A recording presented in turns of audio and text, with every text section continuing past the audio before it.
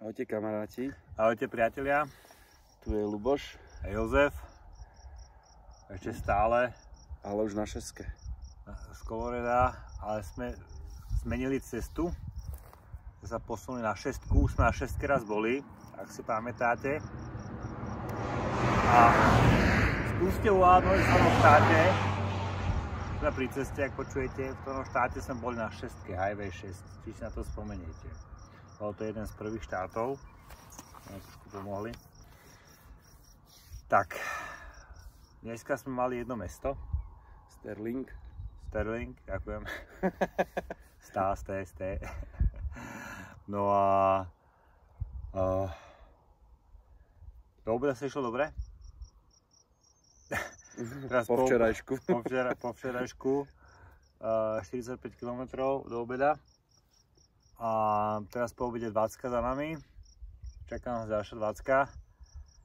A počasie grilluje tu. Takže pekne.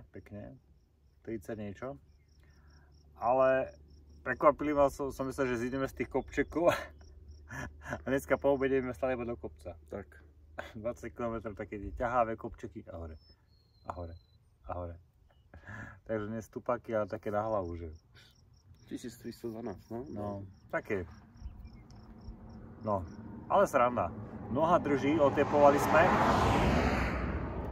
Skúsili sme tam dať nejaké 2 tejpy, aby to držalo, tak zatiaľ to drží. Musím zaklopať. To je dobrá správa. Dneska je naša téma taká hlavná, že preberáme to komando včerajšie, vojenské. Ten government nasadenie. Takže to bol naozaj jeden asi najsilnejších zážitkov, aký sme... Áno, to bolo. A ja furt vidím toho Luboša v tých trenkách. To pohľad, chudák. A to vám boli také pušky, také tie ako ostreľovači majú, to jedno by ho prevrdzal, aký mentál. Takže teraz sa to smejeme, ale vtedy to bolo také divné. Takže to bola naša téma. Toto mestečko, v ktorom sme sa nachádzali, som urobil iba pár fotiek. Bolo to také nejaké, išli sme vlastne z jedného geta, potom severným obchvatom a vychádzali sme zase nejakou industrii. Je to také križovatké miesto, kde sa 25-ka. 4 cesty plus akože nejaký dôležitý úzol to je určite. Ale mesto ako tak nič moc. Ale mesto akože, boli sme v takom mini parčiku. Také pozliepané. Ako zatiaľ, za mňa ten fakt moment. Ten bol perfektný. To je akože, to odpadol som, sánka dole. Akože to je resort Steamboat Springs. Aha. Ten bol krásny, ja tam bol. Tam to fakt, že tam to bolo perfektné. A tak to bolo také, jak hovoril tu na Luboš, to bola Andora, to bolo. A na taký normálny život, tak jednoznačne toto zatiaľ. Prekonalo to San Francisco všetko. San Francisco je čo pozerať, tak a taký fakt normálne z práce do práce, domov, oddychnúť si s deťmi, športoviská, ako fakt. Colorado prekvapilo. Za mňa momentálne 2 top štáty, Nevada, kvôli čistote, či kopce, ale kvôli mali odpočívadlá. Zatiaľ v žiadnom štáte tu nemajú odpočívadlá. Ani odpadkové koše po cestách. Tí kamionisti iba furt idú. Oni neodpočívajú. Oproti Austrálii je to bieda. Tam sme mali odpočívadla každú chvíľu, keď boli, a hlavne aj motoresty boli, kde sa dalo proste umyť, hygiena a všetky tieto veci. A tuto je to úplne, že na bode mrazu. Vlastne za celú dobu sme chytili jediný taký ten motores to bolo na hranici s Utahom. Áno, s Utahom. Hranica s Utahom a tam je nič. Odvtedy nič. Chcela ty naznačiť, že sme sa naposledy sprchovali vtedy?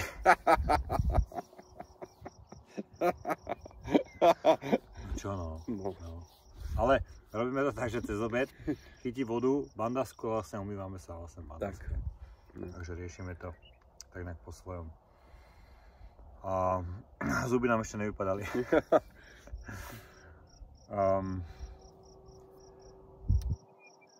Takže za chvíľučku nám končí ďalší týždeň, bude ďalšie vyhodnotenie. Miško to dáva do toho grafu, tam si to môžete pozrieť. Tento týždeň bude trošku menej kvôli tým velikánskym kopcom. To video sa ti nahralo? Už tam je, hej, už to videli ľudia.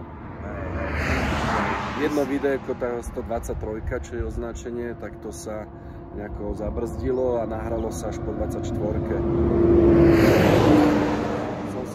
Čo sme si tak nevšimli, ale prakticky o 2 dní neskôr sa nahralo, než by malo. 2 dní sa nahrávalo postupne, neviem. Ale technika, no. Musíme mať aj také. Podobne sa nám stalo v Austrálii, že? Tak ale tam to bolo také, že tam tá sieť bola na prd. Tuto som mal silný signál, 24. musíme kupovať nové dáta. No ja už mám nové. Máš nové? Mne už dneska končili. No ja som bol skorej, než ty. Ešte to musíme vyriešiť. Takže... Ja. Ale tak ja som mal menej. Víš čo, ale zase v tej najväčšej diere si mal pokrytie ty. Takže tak. No nič, tak zostávame obidva v SIM kartách. Nech sa nejako doplňame. Momentálne riešime po cestách okrem hmyzu také lokálne farmy tých psov, tak Luboš mi zastavuje vždy pri nejakej takej neobývanej farme a pozerať, či sú tam nejakí psi, aby sme vedeli zareagovať, tak to sú také, nás drží v napätí, ale zatiaľ motoristi dávajú na nás pozor. Áno. Takže treba akože uznať, že ako v noci nevedia jazdiť, to ja im svietím do očí a oproti a oni idú úplne na kranicu ku mne, to oni v Austrálii nevedeli, čo som za čudo, mimozemšťan, takže to je jednak jednej, ale cez ten deň akože vyhýbajú sa aj tie kamióny, až to musím pochváliť, že fakt, zatiaľ je to bezpečné.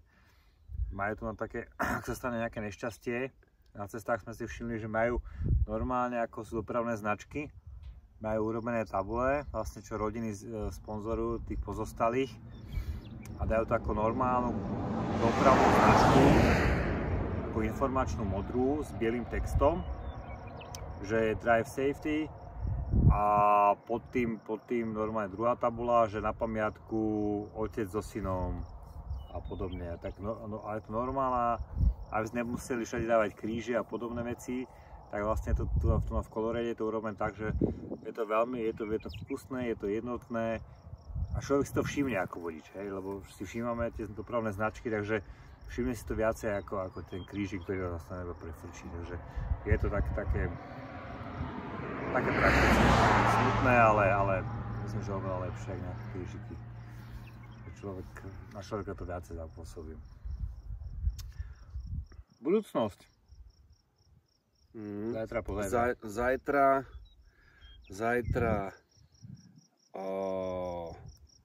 Áno, zajtra. Po obede možno, no. Uvidíme, jak sa dneska pôjde. Nebraska, nevedel som si spomenúť. Nebraska je zajtra a pozajtra posúvame zase čas. O 1 hodinu zase, takže z 8 na 7. Takže nám to zase zoberie 1 hodinku času. Takže budeš musieť kopnúť do botu.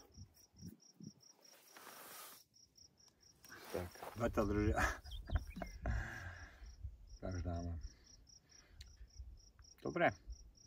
To je všetko. Taký malý update. Držte sa. Ďakujeme, že nám podporujete. Ďakujeme partnerom, ktorí vidíte aj za nami. Ďakujeme, že naozaj. To je ešte ináč. Je to pecka. Jak viete, tí, čo trošku poznáte moju históriu, ja som mal vždy problémy na takom 60. kilometri. A teraz sme začali dávať na 60-ke ten shake, že mi to drží to brucho a nemal som nejaké krče, nič, proste naozaj hodí mi tam nejaké lesné bobule, luboš a voda, šup, zatrape sa to mandlovým mliekom, ale tak to v týchto teplotách nemáme.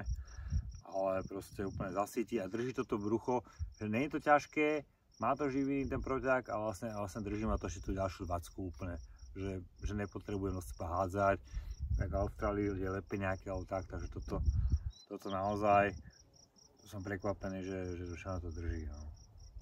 Jonťáky. Exisport, super, to by sme zamrzli bez toho oblečenia, to by sme akože fakt palec hore.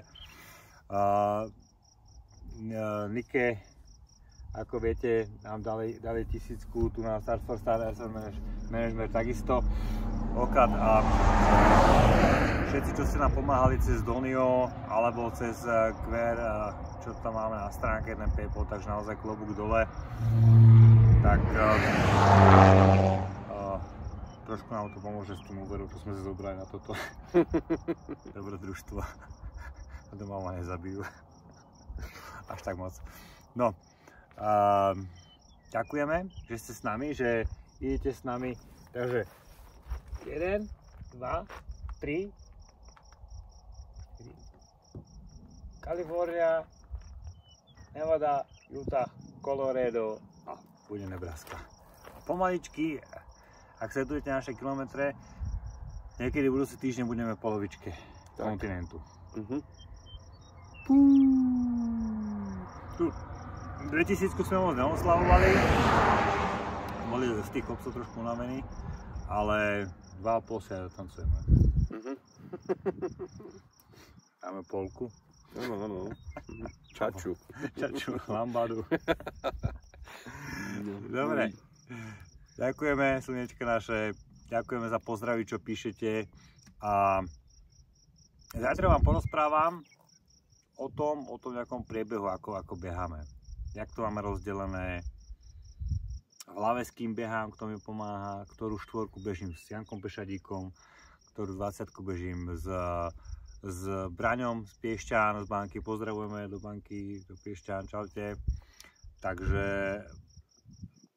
mám to tak rozdelené, s akými ľuďmi tak akože imaginárne bežím a vtedy sa vám asi aj štikúta, takže to mi tak trošku pomáha, aby mi nepreplo. O to vám porozprávam zajtra. Tak čaute. Čaute.